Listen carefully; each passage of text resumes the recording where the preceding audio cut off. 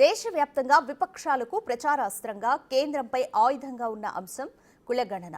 కులగణన జరపాలని కాంగ్రెస్ మొదటి నుంచి డిమాండ్ చేస్తోంది. పార్లమెంటు ఎన్నికల్లో కూడా ఇదే అంశాన్ని కాంగ్రెస్ ప్రచారం అస్త్రంగా వాడుకుంది. అయితే ఎట్టకేలకు కేంద్రం కులగణన చేపట్టాలని నిర్ణయం తీసుకుంది. నిన్న జరిగిన రాజకీయ వ్యవహారాల కేబినెట్ కమిటీ సమావేశం దీనికి గ్రీన్ సిగ్నల్ ఇచ్చింది. కాంగ్రెస్ పాలిత తెలంగాణ, కర్ణాటకలో రాష్ట్ర ప్రభుత్వాలు కులగణన చేపట్టాయి.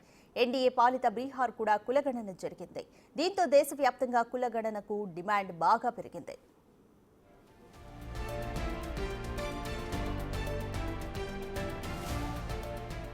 కులగణన చేపట్టేలా కేంద్ర ప్రభుత్వాన్ని ఆదేశించాలని బీసీ సంఘాలు కూడా సుప్రీంకోర్టు తలుపు తట్టాయి.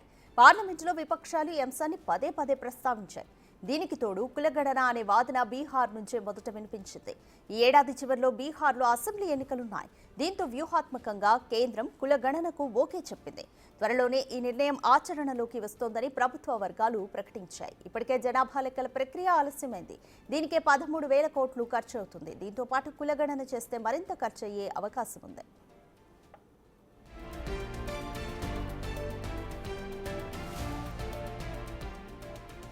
కేంద్ర నిర్ణయాన్ని విపక్షాలు ఆహ్వానించాయి. అయితే దీన్ని వారి విజయంగా ప్రకటించుకుంటున్నాయి. తమ ఒత్తిడికి ఎట్టకేలకు బీజేపీ అంగీకరించిందని ఖర్గే అన్నారు.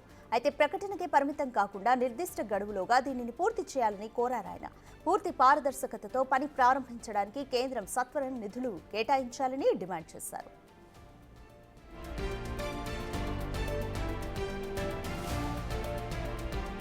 కులగణన చేయాలన్న కేంద్రం నిర్ణయాన్ని స్వాగతిస్తున్నామని రాహుల్ గాంధీ తెలిపారు.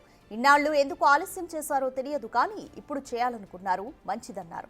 కులగణనకు తెలంగాణ మోడల్గా నిలిచిందని, అవసరమైతే తెలంగాణ ప్రభుత్వ సలహాలు, సూచనలు స్వీకరించాలని కేంద్రానికి రాహుల్ విజ్ఞప్తి చేశారు.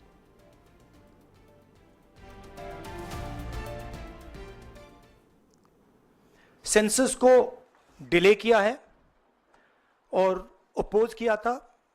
हम इस को वेलकम करते हैं.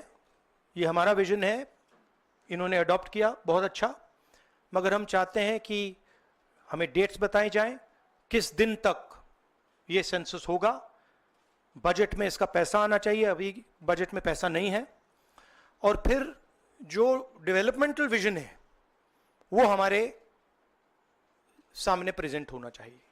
We are happy that they have done the caste census.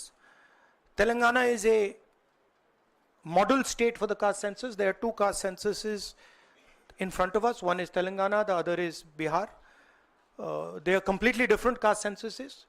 The Telangana caste census, the questions have been developed by a process of consultation, not a closed process, open process, by asking the stakeholders what are the type of questions.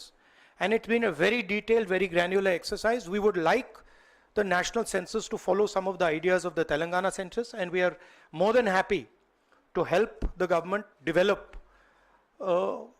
the national census on similar lines. We want a date by when it's done. We are going to put pressure on the government to make sure that 50% cap is destroyed. And after that, there is a third thing, which is the Article 15(5), which is reservation in private educational institutions. It is already a law. We want that law to be implemented as soon as possible. తెలంగాణలో కులగణన పూర్తి స్థాయిలో నిర్వహించామన్నారు. అటు రిజర్వేషన్లలో 50% నిబంధన ఎత్తివేయాలని రాహుల్ కేంద్రాన్ని demand చేశారు. సోషలిస్టులు గత 30 ఏళ్లుగా దీన్ని కోరుతున్నారని ఆర్జేడీ అధినేత లాలూ ప్రసాద్ యాదవ్ గుర్తు చేశారు. కుల ప్రాతిపదికన లెక్కల కోసం డిమాండ్ చేస్తే తమకు కులతత్వాన్ని ఆపాదించిన వారికి ఇప్పుడు సరైన సమాధానం దొరికిందన్నారు.